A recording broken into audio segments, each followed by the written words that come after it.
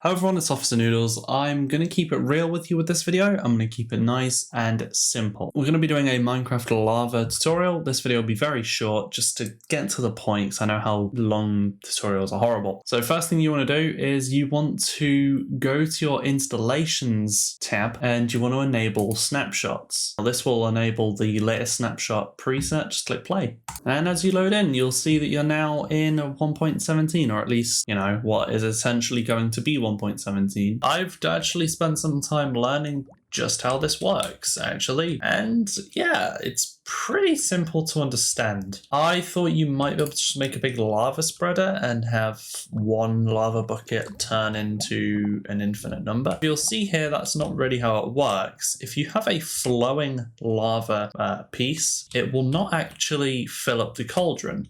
However, if you have the original source piece, which is obviously, you can see here, I placed the lava here, that's the source, this is where it's flowing. Only the source will actually make the cauldron fill up.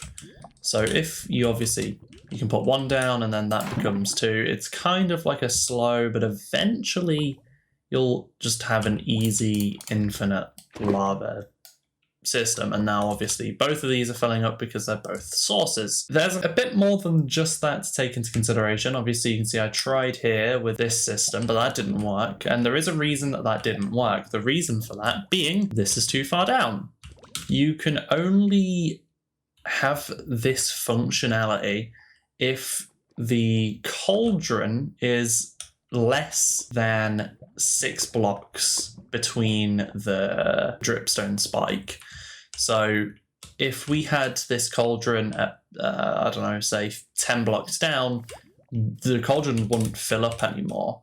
And also, if you do want to see any functionality to be able to fill the cauldrons, you have to have the pointed dripstone and you have to have a dripstone block. The pointed dripstone has to be on the dripstone block with the lava on it, or this just won't actually fill up the cauldron either. So that's 3 things you have to take into consideration. Also, make sure it's not too low. Also, make sure that you're not using a spreader or a flowing system because it won't work.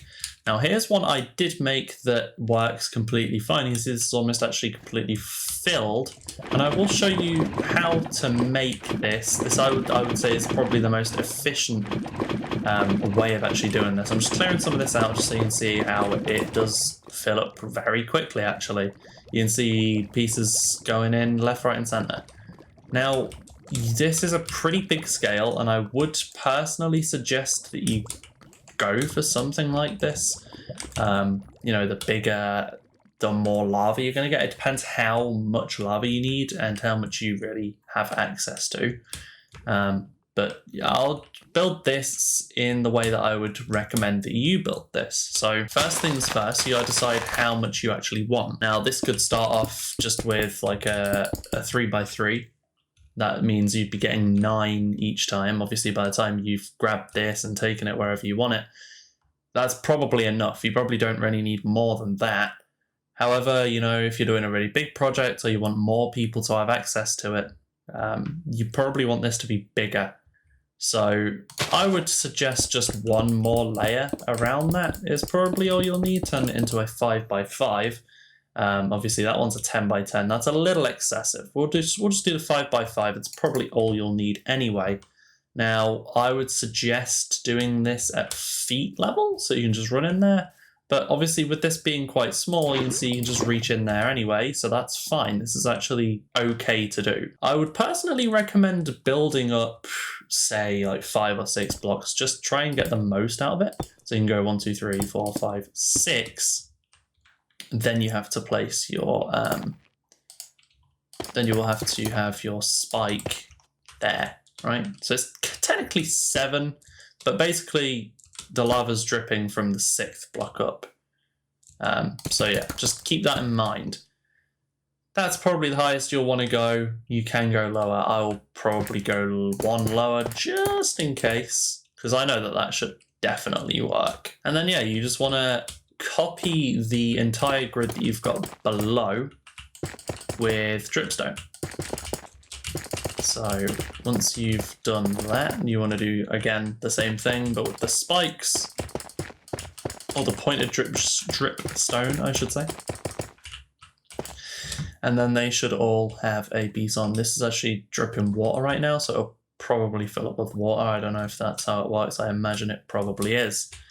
Now, if you are going for like a really big system and you're doing this in survival, I would actually recommend doing a grid pan. So actually I'll pick a different block out so it looks a little different. I'd actually recommend just gridding this out if you don't have access to much lava in survival. Simply because then what it'll allow you to do is you can fill in all of these, and then when those grids are filled in, it's going to be much easier to know where the lava sources are, because you can just break one and then fill it up when you have access to it. And then you can obviously tell that these are full blocks. However, if you don't do that, you'll notice that, you know, you place one and then let's say you come back to it later, it's going to be really awkward to know, especially when you start getting more in there and you like get a whole bunch in, especially if it's really big. It's going to be really confusing. So I do recommend doing that if you don't have much access to lava. However, this is quite small scale, so it won't matter as much. Once you've filled that in with lava though, that's it. You have a fully functional infinite lava generator. You can do this with 1, you can do this with 100 if you really wanted to, like I did over there. But yeah, it's completely functional. You can come and grab your lava whenever you need it, and next time you come back, there'll be more. In fact, it'll probably keep flowing in pretty quickly. I don't know if that's just because I have a really high tick speed or what, but yeah, this fills up pretty fast, so hope you enjoyed. If you did, please do smash a like on the video. I'll see you all in the next one.